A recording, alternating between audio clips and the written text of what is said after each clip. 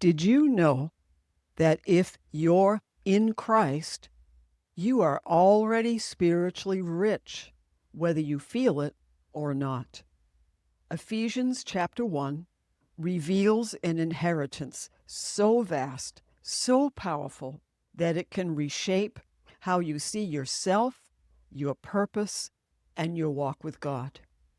In today's video, we're diving in deep, verse by verse, into Ephesians 1, verses 3 through 14, to uncover the incredible blessings that are already ours in Christ.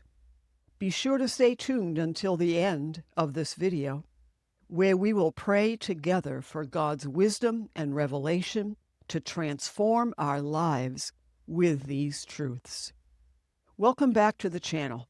If you're new here, I'm Christine, and I help believers who are feeling stuck, dry, or distant in their Christian faith to know God, grow in faith, and find freedom in Christ. This video is the fourth in a series on our identity in Christ. Our Bible text for today's video is Ephesians chapter 1, verses 3 through 14. Did you know that in the original Greek text, this is one long sentence? My idea, just my opinion, I think that maybe Paul got so excited about God's goodness, like I do when I read what he's written, that he just couldn't stop writing. So let's get right into it. We're going to begin with verse 3, and it begins talking about the Father. You're going to see the role of the Trinity in this chapter. It begins with the Father, and then moves on to Jesus, and then moves on to the Holy Spirit. They are all involved in these wonderful spiritual blessings. Verse 3 says, "Blessed be the God and Father of our Lord Jesus Christ." I can almost break out in praise right now just saying that. To bless him means to recognize his glory, his honor, and his goodness. And it continues, who has blessed us. Notice it says, who has blessed us. This blessing is ours. God is our resource. It is spoken in the past tense with certainty and assurance. And it continues, he has blessed us with every spiritual blessing in the heavenly places, and notice, in Christ. You're going to see in Christ throughout this chapter and in many epistles of Paul. Remember that in Christ means that because we are united together with Christ, that we were born of the Spirit through Jesus, then all these things are ours because of what Jesus did for us. Verse 4 starts out, just as he chose us in him. So what's the next blessing? God chose us.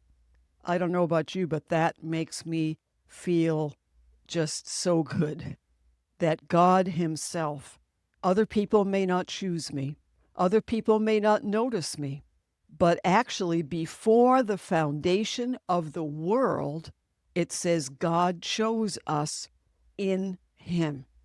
So before we were born, before we had done anything, before we were even here, God chose us in Christ.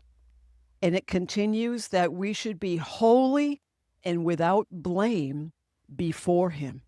This means that is how God sees us in his sight. He sees us as holy and blameless. And then it continues, in love. Verse 5, it says, having predestined us. That can be a tricky theological word, so don't put a lot into that or debate about different theological positions. Having predestined us means he chose us in advance. He chose us before the foundation of the world, right? To the adoption as sons by Jesus Christ to himself. And why did he do that? He did it according to the good pleasure of his will. The New Living Translation says, this is what he wanted to do, and it gave him great pleasure. We are not just servants to God, but we are his very own children. In this passage, it talks about us being adopted as sons, but we need to remember when we were born again of God, we were born by his Spirit. It says we were not born of the flesh, but we were born by the Holy Spirit. So we are children of God by birth, spiritual birth. We were made in his image, that he crafted us and formed us exactly how he wanted us to be, because he wanted there to be a me in this world, just like he wanted there to be a you in this world. The adoption to sons is actually a ceremony that would take place when a child became mature enough. There was a ceremony when a child was placed by his father before the whole community. He declared this child of his to be a mature son. And it's a son because the eldest son was the only one to inherit. But thank God, in Jesus, we are all his sons, just like all of us are the bride of Christ. So we are heirs of God and joint heirs with Christ. If you're finding this content helpful, take a moment and hit the like button. In verse 6, it says, to the praise of his glorious grace, by which he made us accepted in the beloved. There it is. It's either in him or in Christ. And this time, it's in the beloved, of course, who is Jesus. So Paul couldn't help but bust out in praise again. He says, to the praise of his glorious grace, by which he made us, past tense, accepted in the beloved. God has accepted, totally accepted you and I. When we are born again, we are placed in Christ. And the Father accepts us and sees us just as if he were looking at Jesus, because we are in him. Verse 7, now it begins to talk about Jesus. It starts by, in him, so we know that's in Christ. We have redemption through his blood, the forgiveness of sins, according to the riches of his grace, which he made to abound toward us in all wisdom and prudence. What is redemption? It's a price paid for the freedom that was purchased. Redemption was a word that was spoken often about a slave. Maybe it's another Jew who had a debt and they were sold into prison because they couldn't pay their debt. They were a slave. And so that person would select that slave and pull them out, and they paid for this slave's freedom. This is what Jesus did for us. We indeed were slaves. Do you remember that? Do you remember being a slave to sin? Do you remember being a slave to your addictions? Do you remember being a slave to that sin nature, so that even though sometimes you wanted to do the right thing, you couldn't do the right thing? Jesus redeemed us from the kingdom of darkness and placed us in the kingdom of light. So he liberated us from the devil, from sin, and the power of sin, the nature of sin. And it says we have forgiveness. We don't have time to get into specific verses about this, but it is clear that God, when he forgave us for our past, he forgave us for today, and he forgave us for any sins in the future.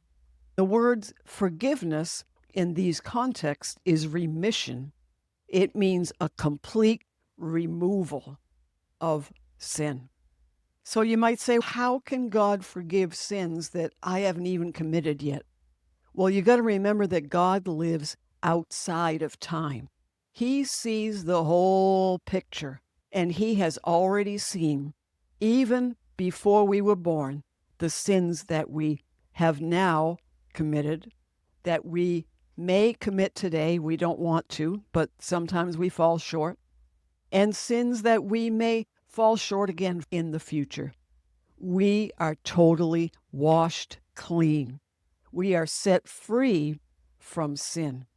God is no longer sin conscious because he took sin, put it on Jesus, and Jesus paid the price. He took the wrath of God against sin when Jesus was punished for us.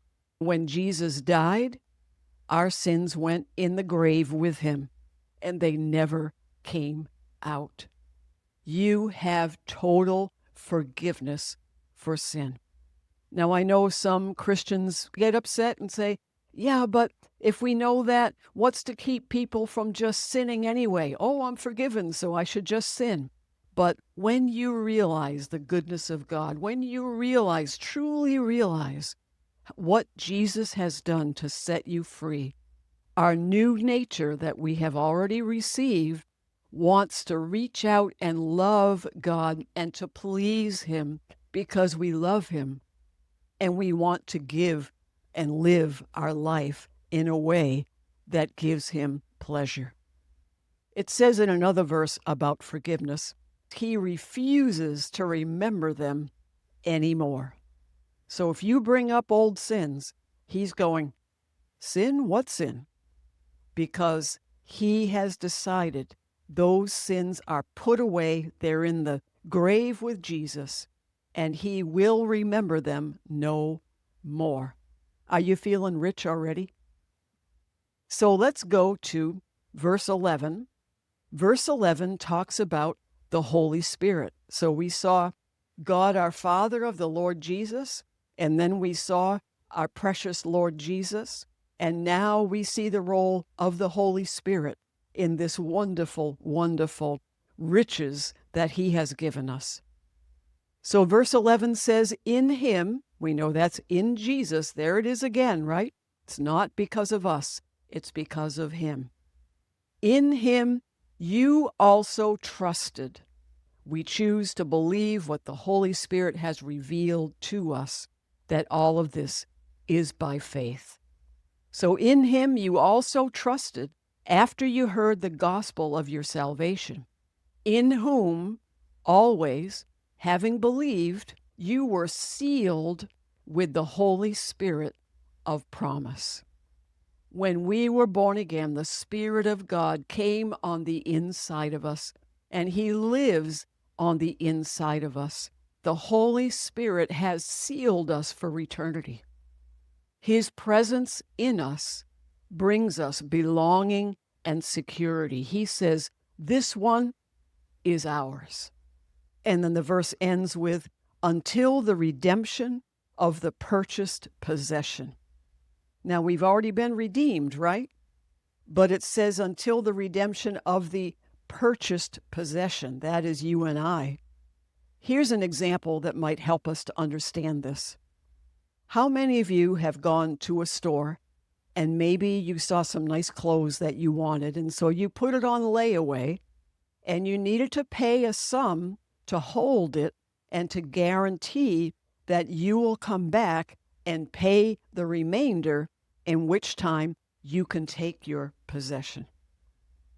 Well, the Holy Spirit is our guarantee that he will keep us as his own until the return of the Lord Jesus, when our salvation is made complete and we will receive our glorified bodies to live with him forever.